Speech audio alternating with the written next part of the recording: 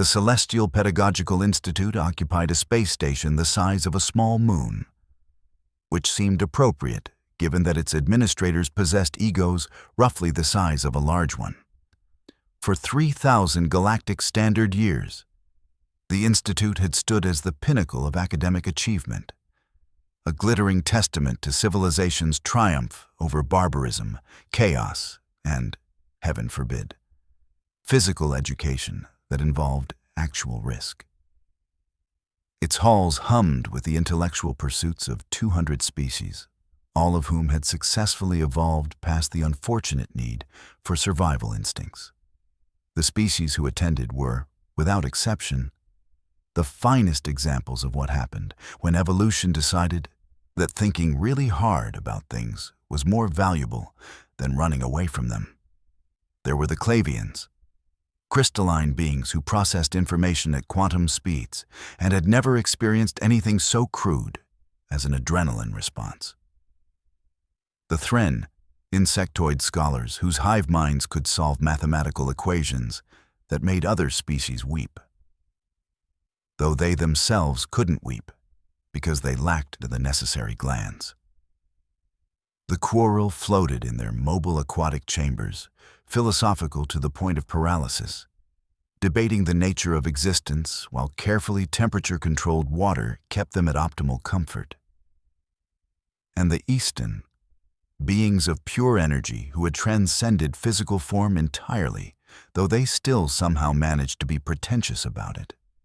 These were the civilized races, the enlightened, the ones who had looked at the universe's tendency toward violence and chaos and said, "No, thank you.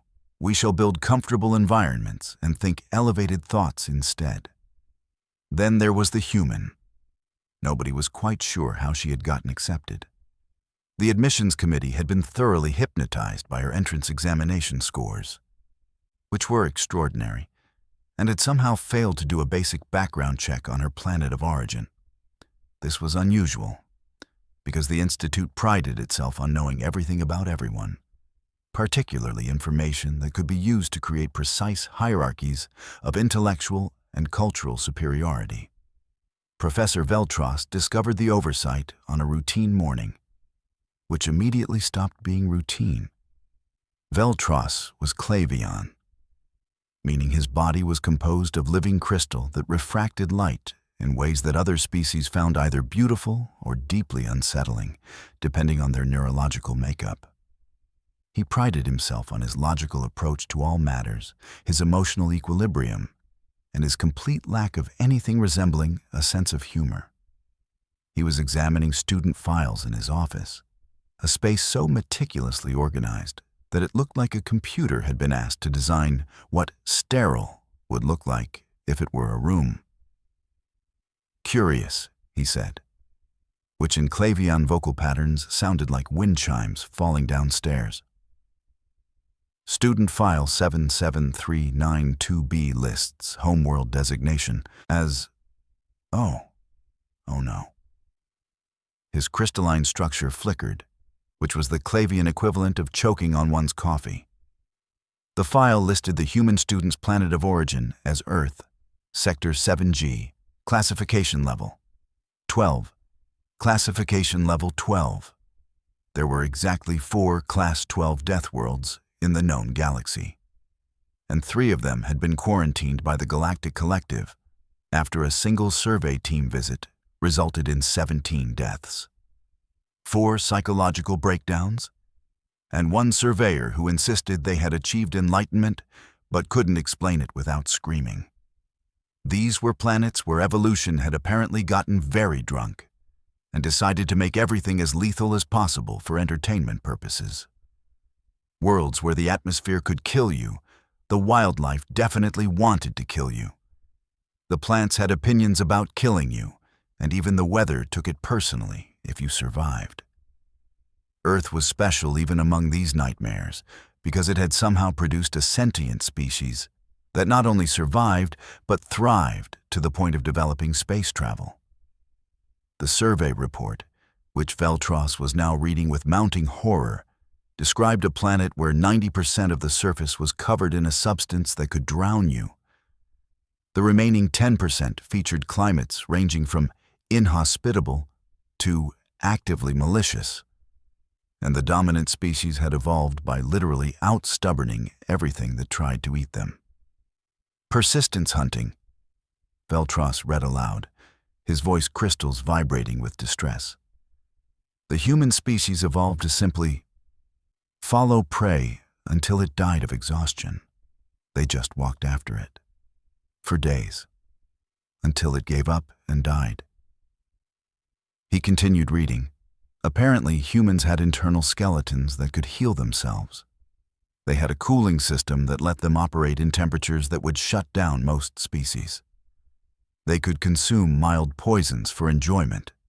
The report listed something called alcohol, and their pain response was apparently optional, based on something called adrenaline, which sounded like a chemical weapon that their own bodies produced.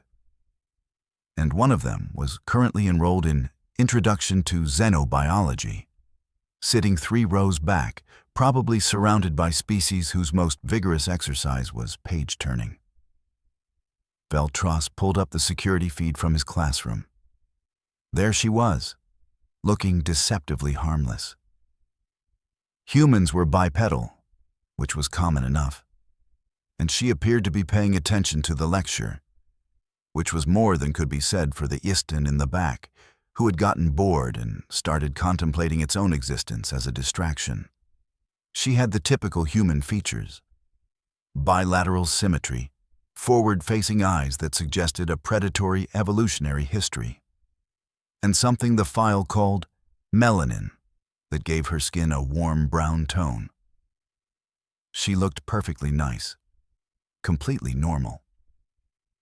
Not at all like something from a planet where the food chain was less of a chain and more of a free-for-all battle royale.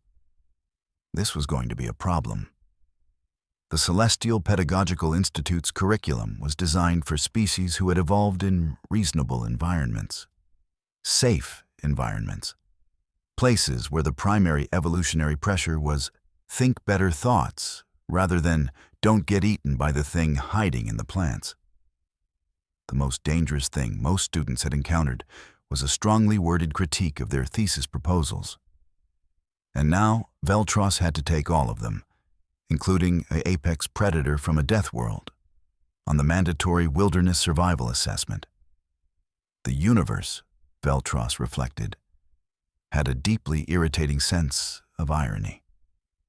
3 days later, Veltros stood before his class and announced the upcoming assessment with all the gravity of someone declaring war. The classroom, a magnificent space with adaptive seating for various physiologies and air filtration systems that could handle 200 different atmospheric requirements, fell silent.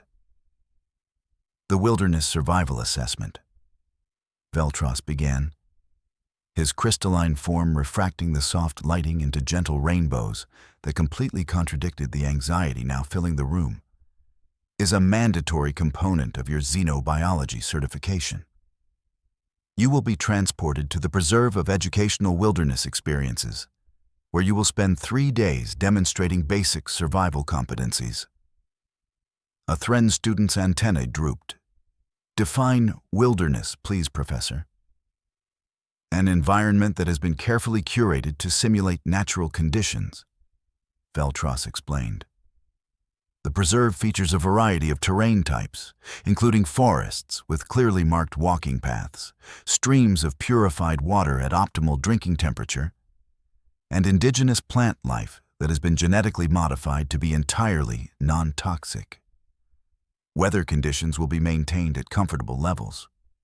The simulation will include challenges such as setting up prefabricated shelter units, identifying edible plants using the provided digital guides, and navigating using maps that will be updated in real time on your communication devices. What if we get lost? A Quarrel asked, bubbles of concern rising in its chamber. The entire preserve is enclosed and monitored by 17,000 safety sensors.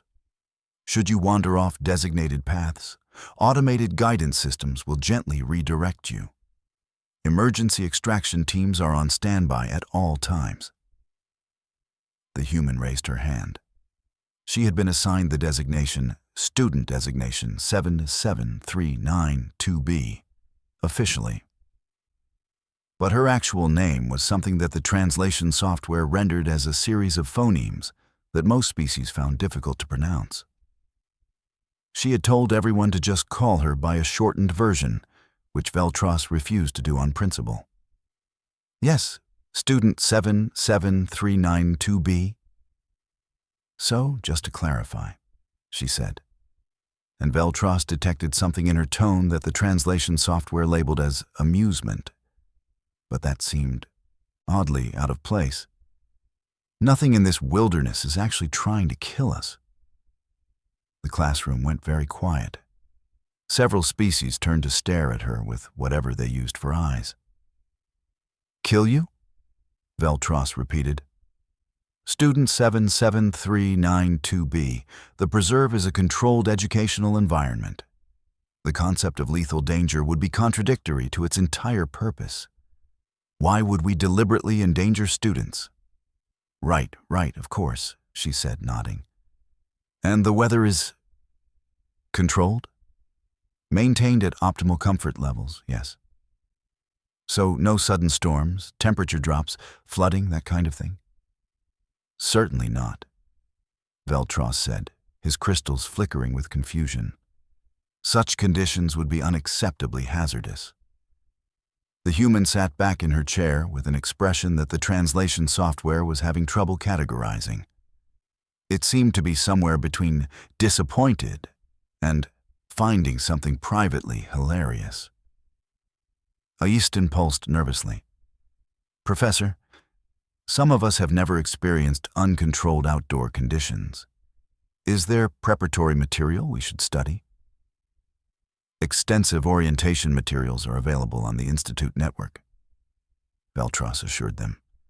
I strongly encourage you all to review them. This assessment has a failure rate of nearly 3%, which is quite significant. The class erupted in worried murmuring. 3%? That was practically a catastrophe. Students began frantically accessing their data devices, pulling up preparation guides, forming study groups. The human was still sitting there with that strange expression, looking like someone had just told her that the final exam would be conducted in a padded room with safety helmets mandatory. Over the next week, the Institute transformed into a hive of anxious preparation. Study groups gathered in common areas, reviewing essential survival skills like how to open prepackaged nutritional supplies and basic techniques for activating emergency beacons. The Thren contingent created an elaborate statistical model of every possible scenario they might encounter. The Quarrel formed a meditation circle to mentally prepare for the stress of being slightly uncomfortable for 3 days. The human mostly spent her time in the library, though security footage showed her reading materials that had nothing to do with the assessment. Veltros watched with bafflement as she browsed through xenobiology texts, occasionally stopping to look at images of various species and making notes. When a helpful Clavian student approached to offer study assistance, the conversation was illuminating. Have you reviewed the shelter assembly protocols? The Clavian student asked. Not really, the human admitted. The assessment is in 4 days. You must prepare. I mean, it's just camping, right? Just camping. The Clavian student's crystals flickered in alarm. This is a rigorous examination of survival competencies. The failure rate is 3%. 3%?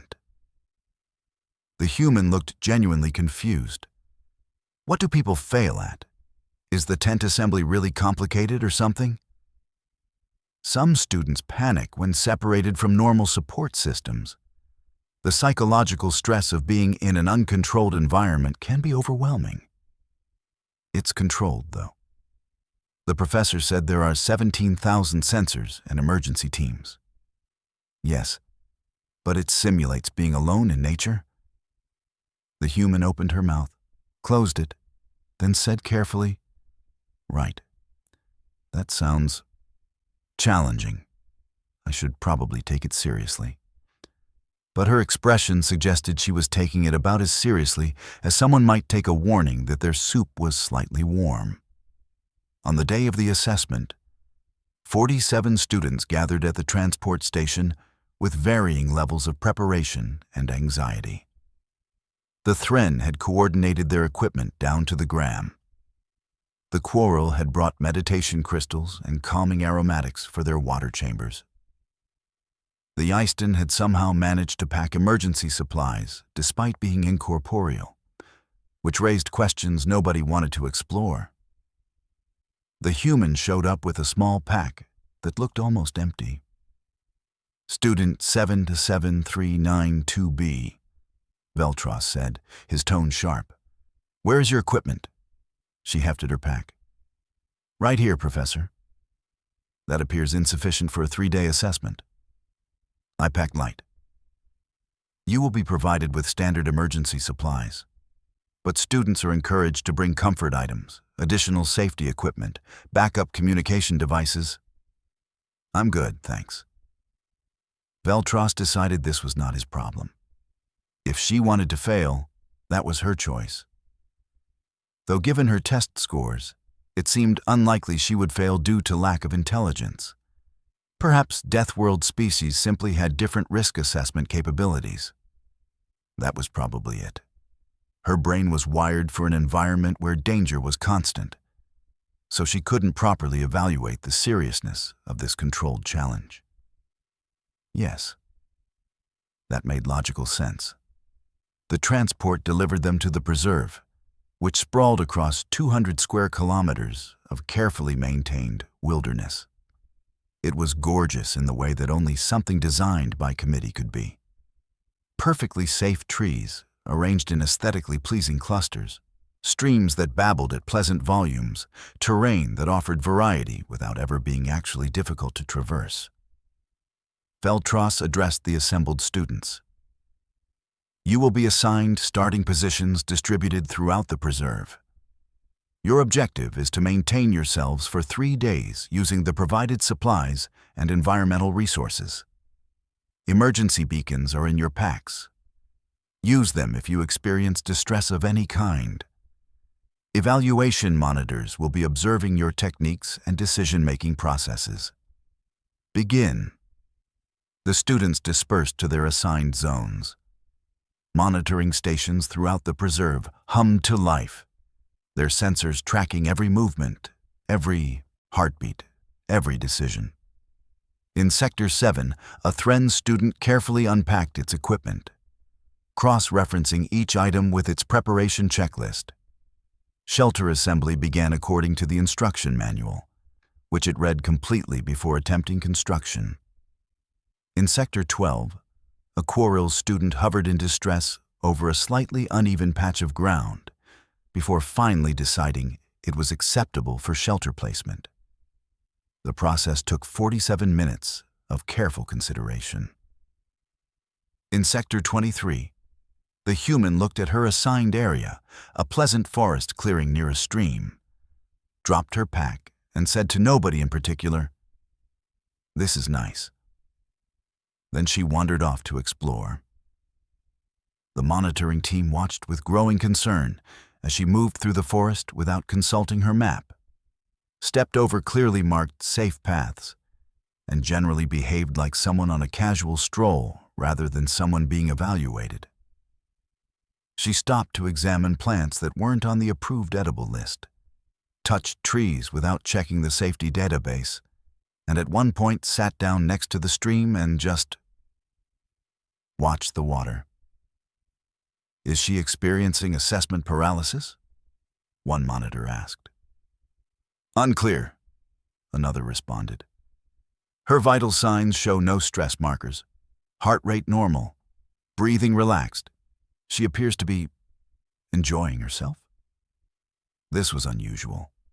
Most students were maintaining elevated stress levels appropriate to the challenge. Even the well-prepared ones showed signs of heightened alertness. But the Human's physiological readings suggested she was having a pleasant afternoon outdoors. By evening, The divergence in approaches became stark. Students throughout the preserve had activated their prefabricated shelters, successfully identified approved edible plants using their guides, and were settling in for a night of mild discomfort under controlled conditions. They had small fires going, ignition devices provided, and were clustered in their safe zones, proud of their accomplishments. The human had built a shelter that wasn't in the manual. The monitoring team stared at the footage in confusion. She had used branches, leaves, and some kind of weaving technique that created a structure that was objectively superior to the prefabricated units. It was waterproof, insulated, and looked like it belonged there, unlike the obvious artificial constructs everyone else was using. "Where did she learn that?" a monitor asked. "Unknown. That technique is not in our database." "Should we flag this as irregular?" "Her shelter is functional and safe. No protocol violation, but noted in her file." Then she started a fire, and the monitoring team nearly activated emergency protocols.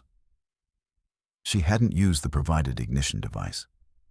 Instead, she had gathered specific types of wood, arranged them in a structure that seemed to defy the fire safety guidelines, and created sparks using rocks. Actual rocks. It took her maybe 3 minutes, and then she had a fire that burned, cleaner and more efficiently than the device started fires elsewhere in the preserve. "That's..." One monitor trailed off. "Primitive," another finished. "Effective," a third corrected. The human sat by her handmade fire, looking peaceful in a way that made the monitoring team uncomfortable. This wasn't how students were supposed to look during the assessment. They were supposed to look challenged, perhaps slightly anxious, definitely aware they were being evaluated. She looked like she was on vacation. Day 2 brought the first real test. The automated systems introduced a challenge scenario, a sudden change in weather conditions. The temperature dropped by 7 degrees, and a light rain began to fall. This was considered quite severe, and emergency teams went on high alert. Throughout the preserve, students scrambled to activate their shelter weatherproofing, consulted their emergency guides, and generally responded with appropriate concern. 17 students activated their emergency beacons, deciding that slight dampness was beyond their tolerance levels. The human tilted her head back and let the rain fall on her face. "Is she malfunctioning?" a monitor asked. "I don't think humans can malfunction in that sense," another replied, "but her behavior is highly irregular." She adjusted her shelter slightly, demonstrating an understanding of water runoff that wasn't in any manual. Then she collected rainwater in a container she had apparently made from folded leaves, despite having a perfectly good water purification device in her pack. "Why isn't she using her equipment?" a frustrated monitor demanded. "No protocol requires equipment usage, only successful survival." "This is unorthodox." "Unorthodox isn't against regulations."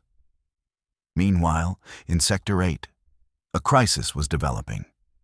A Yeaston student had drifted too close to a stream during the rain, and the slightly elevated water level had alarmed it into an energy fluctuation that disrupted its containment field.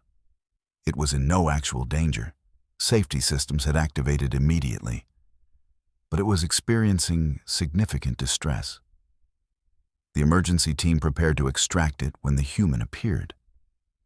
She had apparently heard something. The monitors weren't sure what, as the Yeaston's distress wasn't audible to most species, and crossed 3 sectors to investigate.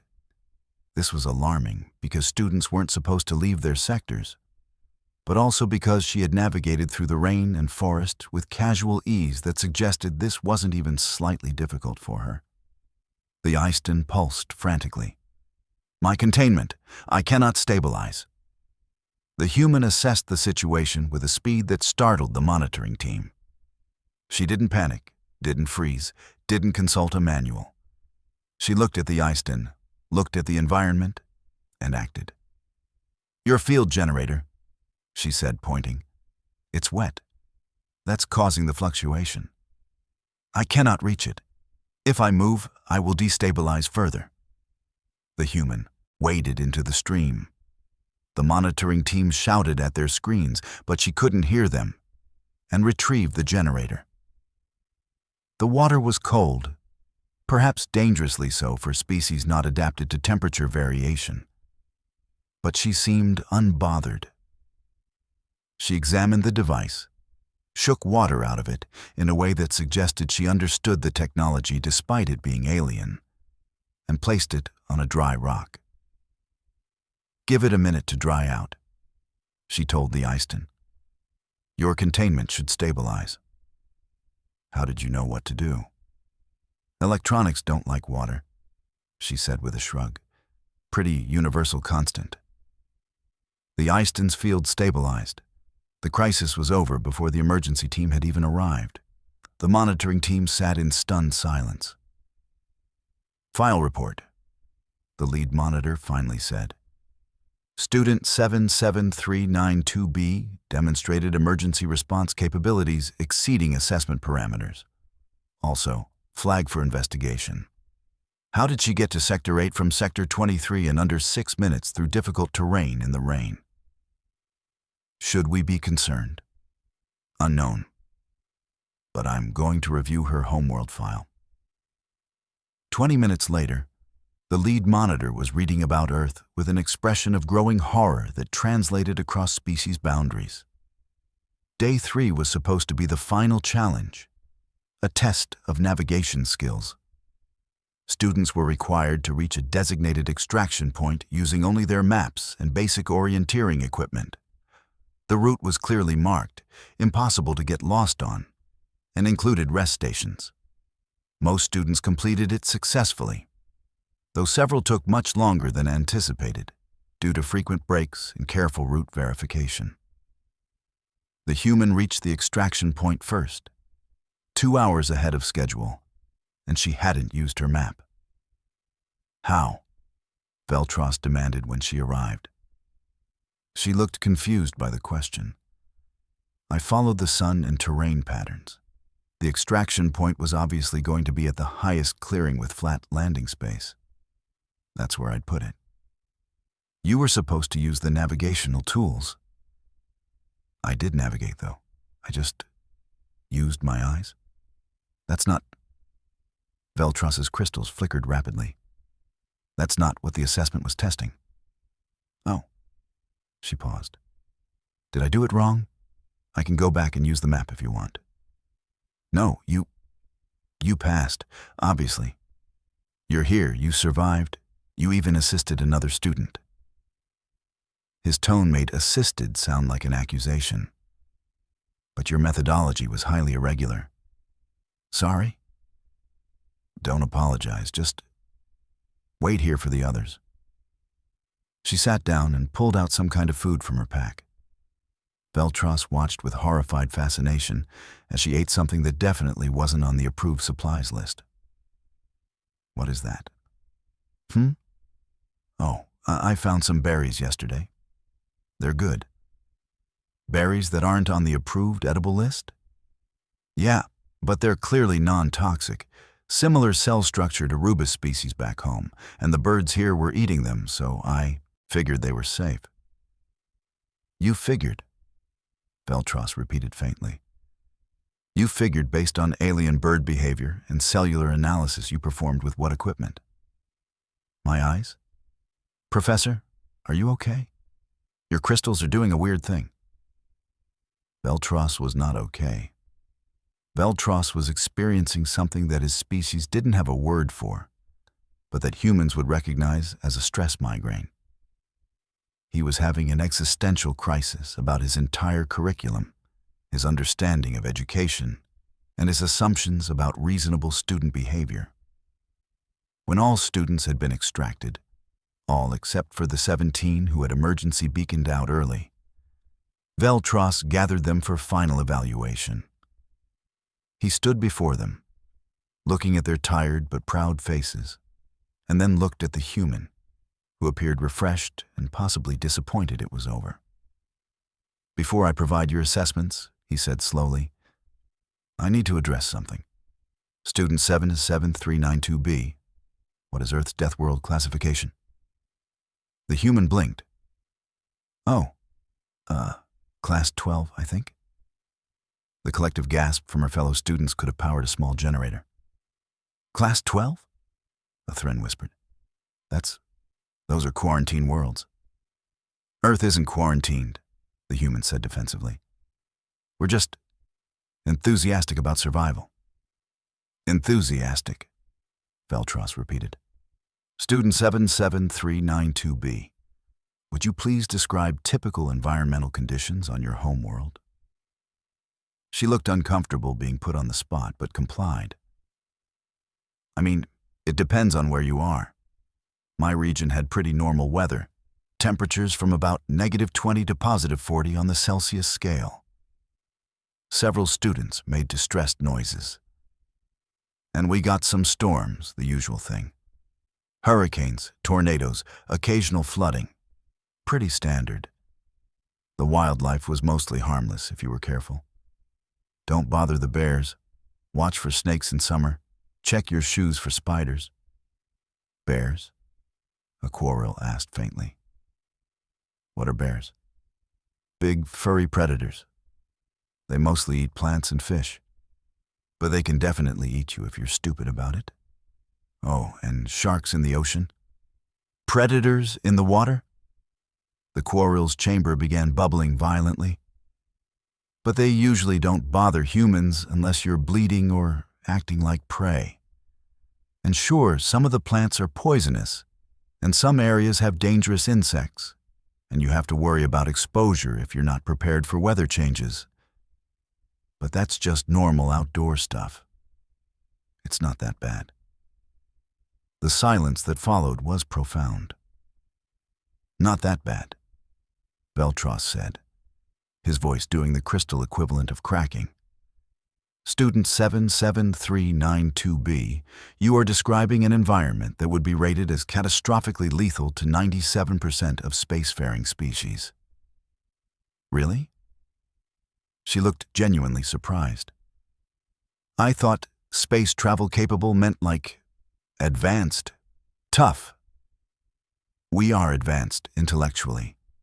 We evolved in environments where thinking was the primary survival trait." "Oh." She processed this. "So this whole assessment thing, this was supposed to be hard for everyone else?" "It has a 3% failure rate," a Yeston burst out. "That's considered extremely challenging." 3% fail camping? The human looked baffled. "How?" "The psychological stress, the uncertainty, the discomfort." The human opened her mouth, closed it, and Veltros could see her physically restraining herself from saying something. He appreciated that at least. She was trying not to be insulting. "I think I understand now," she said carefully. "Different backgrounds, different challenges. That makes sense. I'm sorry if I made anyone feel bad about their performance. You all did great for your experience levels." This might have been patronizing from another student, but she delivered it with such genuine kindness that it somehow made it worse. She wasn't being superior. She honestly thought struggling with the preserve's carefully controlled environment was a reasonable challenge for people who came from reasonable planets. A Thren student raised a trembling antenna. "When you said you went camping back home, what did that involve?" "Oh, pack some supplies, hike out into the wilderness, set up camp, try not to die. Normal stuff." "Try not to die," the Thren repeated.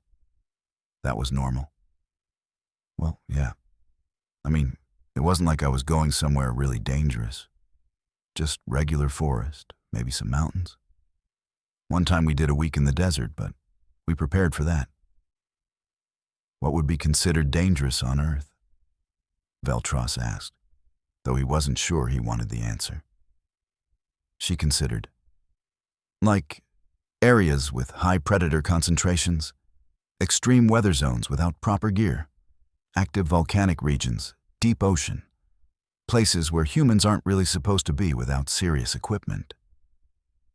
And you consider those different from normal outdoor areas? Well, yeah. Those are the places where you could die, even if you do everything right. Normal camping is only dangerous if you're careless. The educational implications were staggering. Veltros was going to have to completely re-evaluate the curriculum. Not just for her, but potentially for any species from high-stress evolutionary backgrounds. The assessment that challenged his carefully selected students had been, for her, a relaxing nature walk. She had probably been bored. I think, Veltros said slowly, that we need to have a discussion about appropriate academic challenges for students from Class 12 worlds. Does that mean I failed? She asked, looking worried for the first time. Failed? You achieved the objectives in record time, demonstrated advanced survival skills, and rescued another student. You received the highest possible marks. Oh, good. She relaxed. I was worried when you said my methodology was irregular. Irregular, Veltros said, but effective. Though I am curious, why didn't you simply use the provided equipment and follow the standard procedures? It would have been easier. She looked genuinely thoughtful. Honestly, force of habit. When you're outdoors, you use what works. The manual stuff is fine, but why would I assemble a prefab shelter when I can build one better suited to the specific conditions? Why use an ignition device when friction fire is faster once you know how? Why follow a map when terrain navigation is more direct? Because, a Clavian student said, that requires skills most beings don't possess. But they're not hard skills. Anyone can learn them. Anyone from a Deathworld, perhaps, Veltros corrected. Student 77392B, most species never face conditions that require such adaptations. We evolved past the need for primitive survival skills. Oh. She looked around at her classmates, and something shifted in her expression. Understanding, maybe, or sympathy. I guess that's nice. Safer, less stressful. You think our existence is less stressful? The Yeaston asked. Well, yeah. You don't have to constantly assess your environment for threats. You don't need backup plans for your backup plans. You can just exist without that underlying calculation of risk. That sounds peaceful. The student stared at her. You think that way all the time? Aquaril asked quietly. Assessing threats? Calculating risk? I mean, not consciously. It's just background processing. Like breathing. Veltros realized something profound and disturbing. To this human, the constant vigilance that would exhaust most species into psychological collapse was autonomic. She walked through the world always prepared for disaster because on her world, disaster was always a possibility. And she didn't consider this unusual or stressful. It was just normal. What kind of species evolved that way? What kind of planet produced beings who considered mortal peril to be routine background noise? Class 12. Deathworlds, apparently. The assessment concluded with all students receiving their evaluations. The human returned to regular classes, where she continued to be an excellent student who asked unsettling questions and occasionally made comments that revealed the vast gulf between her experiences and everyone else's. Why would you need 3 redundant life support systems? She asked in engineering. That seems excessive. Because if one fails, you die, the instructor explained. Right, but you'd just fix it. What if you can't fix it in time? Then you'd use emergency protocols until you could. Why would you need 3 backups for something you can repair? Because some species prefer not to depend on their ability to survive system failures. Oh, that's fair. In xenobiology, she looked at images of various species' homeworlds and made observations that were technically accurate but deeply uncomfortable. So the quarrille evolved in completely stable aquatic environments, with no predation pressure, constant temperature, and abundant food sources? Correct, Veltros confirmed. That's amazing. How did they develop problem-solving intelligence without environmental pressure? Social complexity and philosophical inquiry drove their evolution. They got smart because they had time to think about being smart. That's actually beautiful. She meant it sincerely, but the quarrille students still looked vaguely insulted that their evolution was being compared favorably to not dying constantly. The Institute's administration held several meetings about the Earth-human situation. They reviewed her assessments, her test scores, her interactions with other students. Everything indicated she was an exceptional student who was perfectly pleasant and not at all dangerous. Except she was from a planet where the dominant species had evolved to be pursuit predators who could outlast anything that ran from them, who could heal from injuries that would be fatal to other species, who had pain tolerance that bordered on terrifying, and who considered camping to be a recreational activity despite it apparently involving potential death. Should we adjust the curriculum? One administrator asked. For one student? Another replied, she won't be the only one. Now that we know Earth is producing space-capable individuals, there will be more. This was a sobering thought. A whole planet of beings who thought 3% failure rates were confusing because the challenge wasn't challenging enough. We could create specialized tracks for high-stress adaptation species, someone suggested.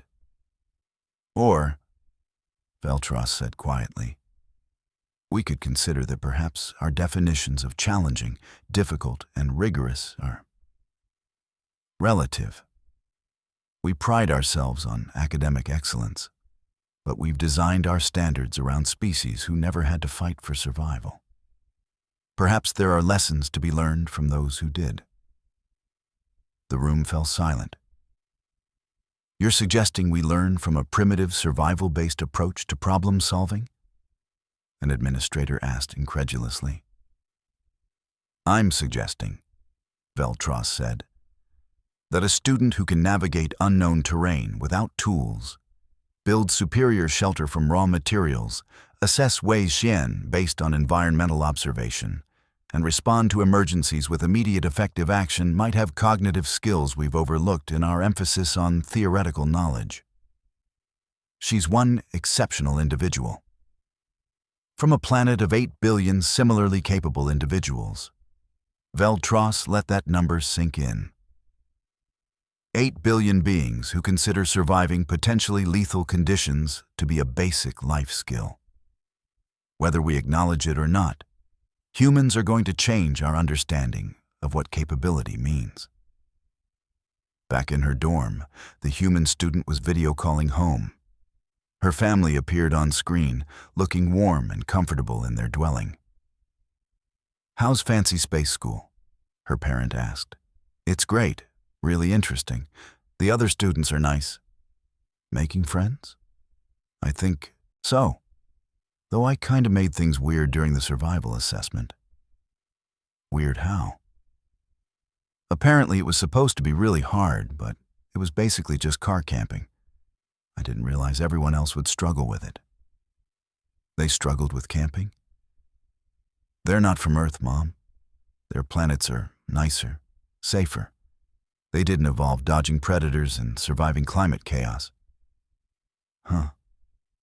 Her parent processed this. Must be nice. That's what I said. But then I felt bad because they seemed insulted that I thought their evolution was nice. Well, it is nice, Nothing wrong with evolving somewhere you don't have to worry about everything trying to kill you. Right? That's what I think. Anyway, I got top marks, but I think I accidentally made the professor have an existential crisis. That's my girl. Hey, speaking of crisis, did you hear about the typhoon that hit the coast? Oh no, is everyone okay?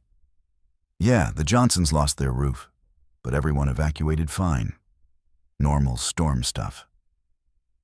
The human chatted with her family about normal storm stuff, completely unaware that in the administrative offices of the Celestial Pedagogical Institute, several species were having intense debates about whether normal storm stuff should involve roof loss and evacuation.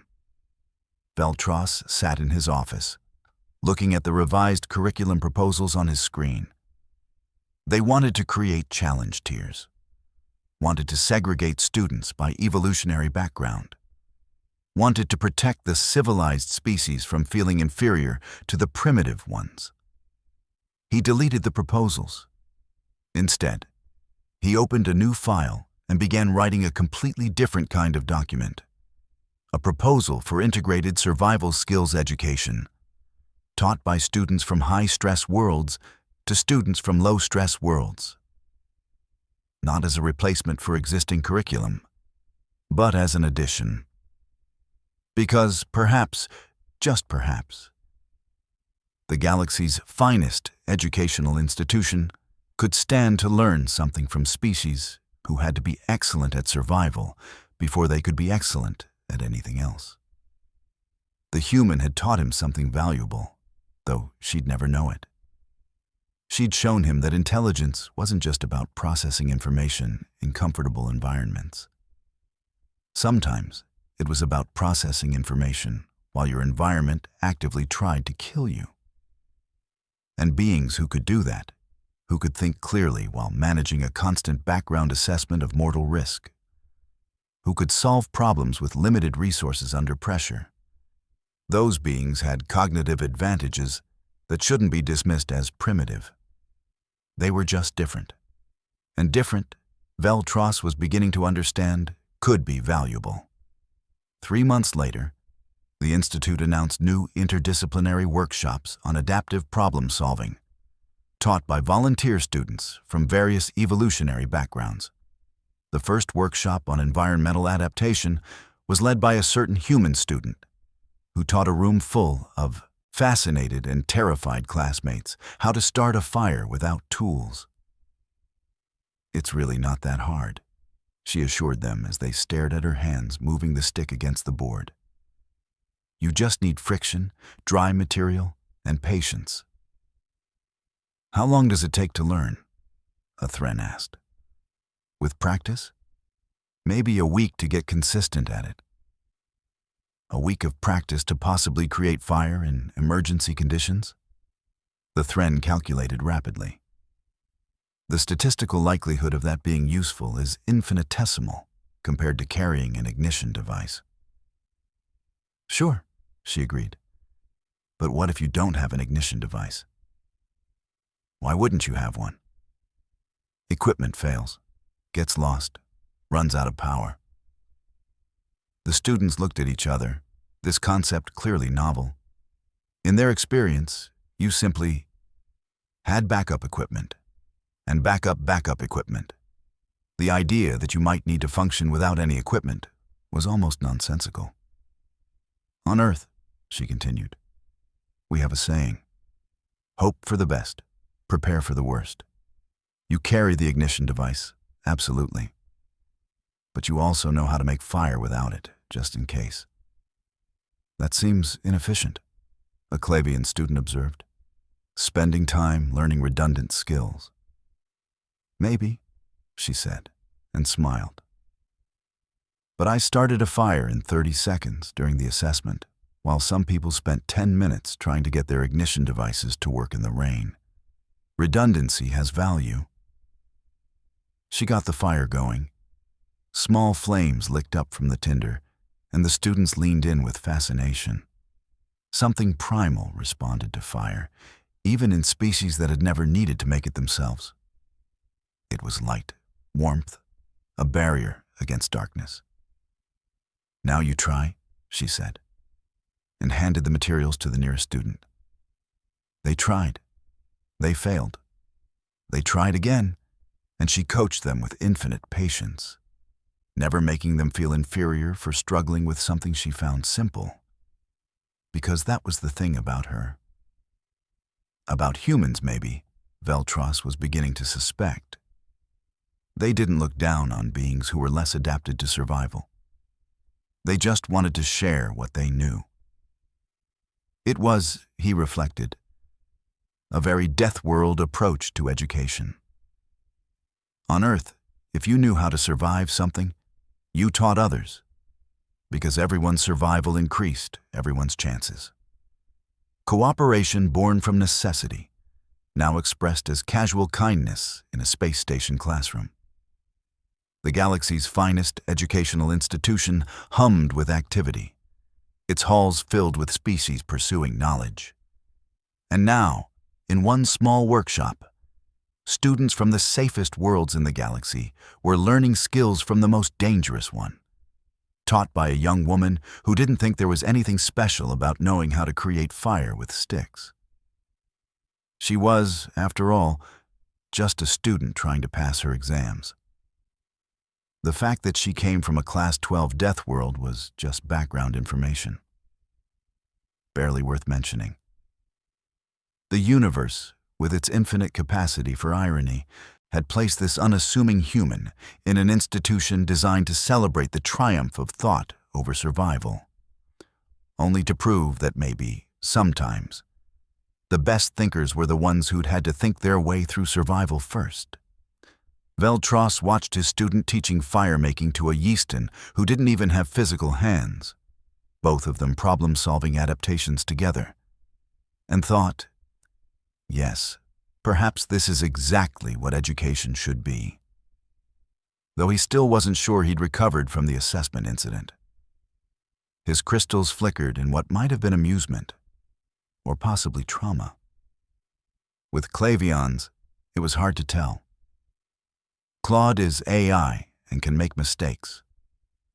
Please double-check responses,